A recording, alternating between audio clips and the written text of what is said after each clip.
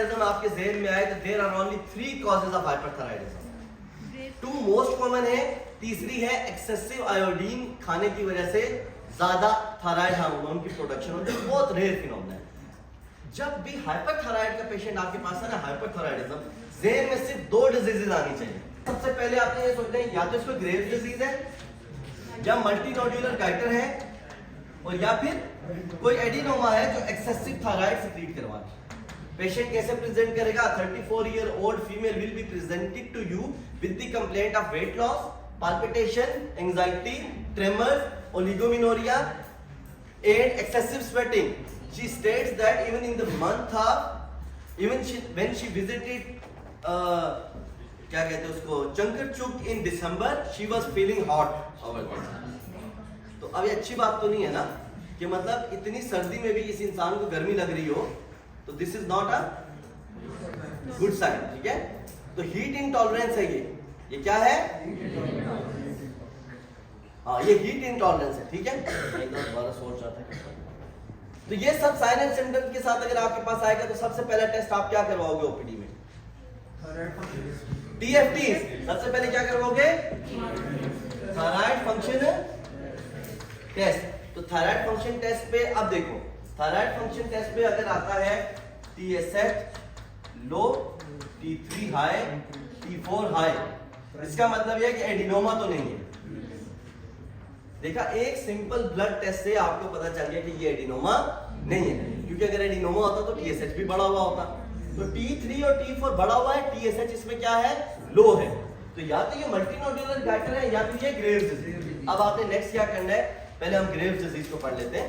What is Graves disease? It is an autoimmune disease, type 2 hypersensitivity reaction in which thyroid stimulating immunoglobulins are produced, जो क्या करते हैं, TSH receptor पे जा करके TSH को मिमिक करते हैं और TSH रिसेप्टर पे जाकर के क्या करते हैं, इसको कंटिन्यूअसली स्टिमुलेट करते रहते हैं और वो T3 और T4 को एक्सेसिव प्रोड्यूस करते रहते हैं। Are we clear? अच्छा, अब इसमें और क्या क्या क्लिनिकल फाइंडिंग्स होती हैं? इसमें एक्सोप्थेल्मस होते हैं। क्या होता है? Exophthalmos. What is exophthalmos? Protrusion of eyeball.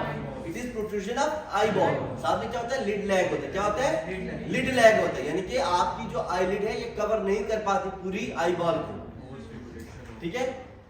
Why is it so? Lid lag is because देखो थायराइड एक्सेसिव अमाउंट में है ना, तो इट इज, इसका मतलब क्या है कि सिंपैथेटिक डिस्चार्ज बहुत ज्यादा होगा बॉडी में, तो उस सिंपैथेटिक डिस्चार्ज की वजह से लिड लैग करेगी, ऊपर की तरफ होगी। एक एक्सोप्थेल्मस क्यों होता है?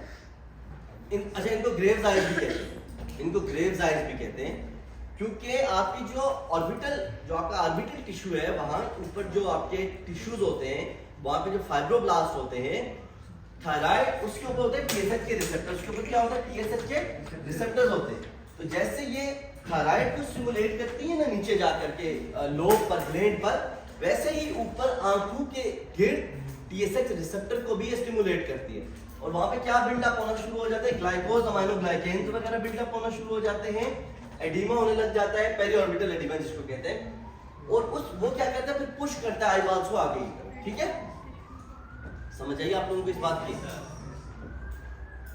आसानी से समझाता हूँ। जो आपकी आईबॉल होती है, इसके पीछे जो आपका ऑर्बिट के अंदर जो टिश्यू होता है, उस पर फाइब्रोब्लास्ट होते हैं, उसके ऊपर TSH के रिसेप्टर्स होते हैं। जब ये थायराइड स्टिमुलेटिंग इम्यूनोग्लोबुलिन्स जैसे थायराइड को स्टिमुलेट करती हैं, वैसे ही क्या करती हैं, जाकर के फिर पेरिऑर्बिटल टिश्यू को भी स्टिमुलेट करती हैं। उसको स्टिमुलेट करने की वजह से फिर क्या होता है,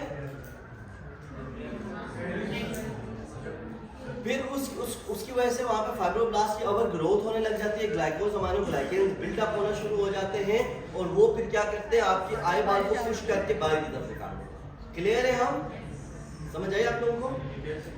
आपने TSI लेवल चेक करना है, थायराइड स्टिमुलेटिंग। कौन सा लेवल चेक करना है आपने? कौन सा टेस्ट एडवाइस करोगे आप? TSI, thyroid stimulating immunoglobulin. तमाम ऑटोइम्यून डिजीजेस की तरह ये भी फीमेल में कॉमन होती है। अब देखो, इससे MCQs क्या क्या बच सकते हैं? एक, ये कौन सा ऑटोइम्यून रिएक्शन है? Hypersensitivity reaction, type 1, type 2, type 3, type 4? Type 2। ABCD याद रखो, 1000 दफा बता चुको, ABCD। Type 1 is atopic, It is because of IgE. It is atopic hypersensitivity reaction. It is because of IgE. Type 2 is because of B से body, antibodies. तमाम तरह के reactions जिनमें तमाम तरह के हाइपरसेंसिटिविटी रिएक्शंस जिनमें एंटीबॉडीज इन्वॉल्व होती हैं, दैट इज टाइप 2. जैसा कि रोमैटिक फीवर, जैसा कि ये ग्रेव्स डिजीज, जैसा कि हशीमोटो थायराइडाइटिस, जैसा कि SLE. अच्छा, तीसरा टाइप 3 में क्या होता है? Immune complex deposition. टाइप 3 में क्या होता है? Immune complex deposition. जैसा कि किस में इम्यून कॉम्प्लेक्स डिपोजिशन होती है? Post streptococcal glomerular nephritis. और इसके अलावा किस में होती है immune complex deposition? Rapidly progressive glomerular nephritis. और SLE में भी होती है. तो SLE टाइप 2 और टाइप 3 का कॉम्बिनेशन होता है इस वजह से. ठीक है. Now what is D? D is type 4. That is delayed hypersensitivity. It is T cell mediated. Clear? समझ आई आप लोगों को? यहां तक समझ आई? ग्रेव्स की ट्रीटमेंट क्या होगी? फिर ग्रेव्स डिजीज की ट्रीटमेंट क्या होगी? इम्यूनोसप्रेसेंट ड्रग्स और थायोमाइड और थायोमाइड.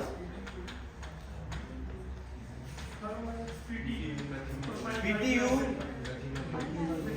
मेथिमाजोल, न्यूमरकाजोल, थायोमाइड में प्रोप्रेनोलोल. टीपीओ क्या होता है? टीपीओ ब्लॉक कर देता है. कौन ब्लॉक करता है इसको? मेथिमाजोल, प्रोपाइल थायोयूरासिल, न्यूमरकाजोल वगैरह. इनको थायोमाइड्स कहते हैं. ये ब्लॉक कर देते हैं किसको? टीपीओ को, जिसकी वजह से T3 T4 बन ही नहीं पाते. इसके अलावा एक और ड्रग हम देते हैं प्रोप्रेनोलोल. क्या काम होता है प्रोप्रेनोलोल? बीटा सिम्पटम ट्रेमर्स को तीन चीजें. एक, सिंपैथेटिक ओवर स्टिमुलेशन की वजह से ट्रेमर्स हो रहे. एक लिटिल लाइक 2 टेकिकार्डिया और पाल्पिटेशन 3. या अल्लाह. ठीक है, ये सब चीजें होती है. उसको प्रोप्रेनोलोल बीटा ब्लॉकर क्या करते हैं? ब्लॉक कर देते हैं. अगर ये पिछली 4 रो में से कोई ये बता दे why we give beta blocker, तो उसको मैं एक टॉफी दूंगा. अभी why we give non selective beta blocker,